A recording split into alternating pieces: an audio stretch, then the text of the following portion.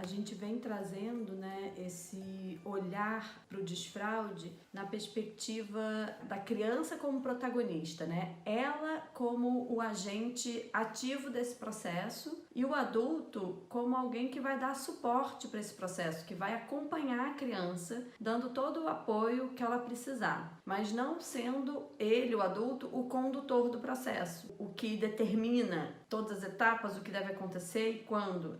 Ao contrário disso, né? É a criança que vai nos mostrar o quanto ela está pronta para dar um determinado passo ou outro.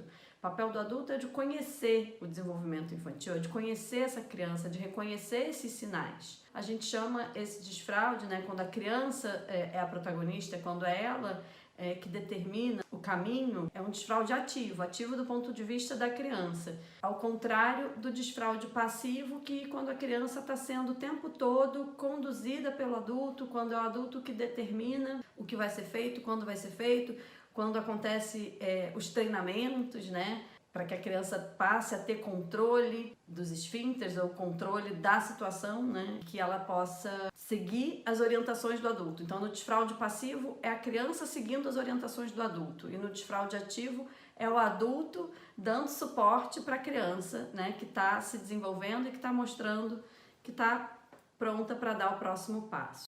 Bom, então, como a Flávia já falou, esse processo de desfraude é da criança.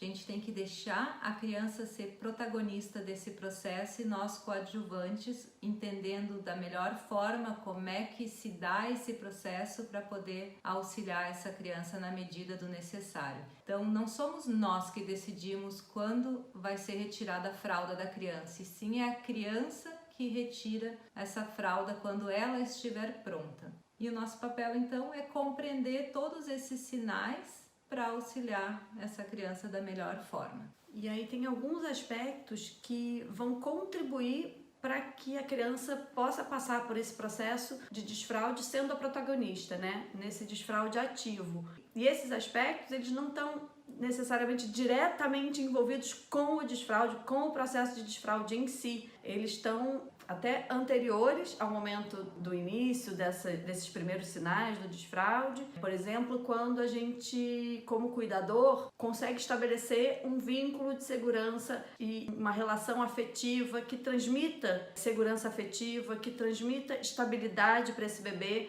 construindo um vínculo de segurança baseado no respeito, nesse cuidado, nessa relação íntima do adulto realmente interessado pela criança. Isso vem desde os primeiros cuidados, né? Desde o nascimento do bebê. Outra coisa fundamental é a estabilidade. A estabilidade não só na relação, mas a estabilidade no ambiente, a estabilidade na rotina, uma segurança que esse bebê vai adquirindo porque ele sabe o que vai acontecer, ele sabe o que está por vir. Isso também vai ser muito importante, a manutenção dessa estabilidade, dessa segurança no momento que ele iniciar o seu processo de desfraude.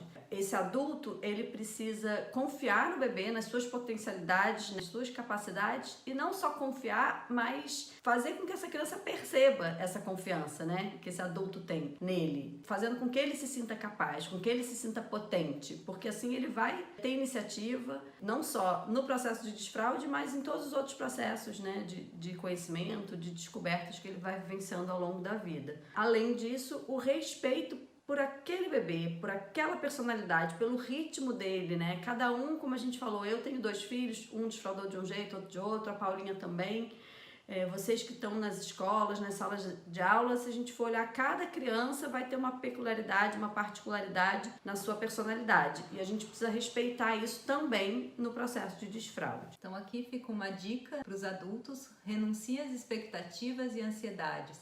Parem de fazer projeções e percebam as reais necessidades das crianças, pois só assim poderão abandonar o protagonismo e deixar a criança conduzir seu próprio desfraude em seu tempo, a seu modo, de acordo com suas capacidades. Então a gente colocou isso como dica porque eu acho que a parte mais difícil é essa: controlar nossas ansiedades. Talvez quanto mais conhecimento a gente tem do processo, menos ansiedade a gente fica, porque muitas pessoas na sociedade, seja a família, seja o vizinho, vão dar pitaco de que ainda está de fralda.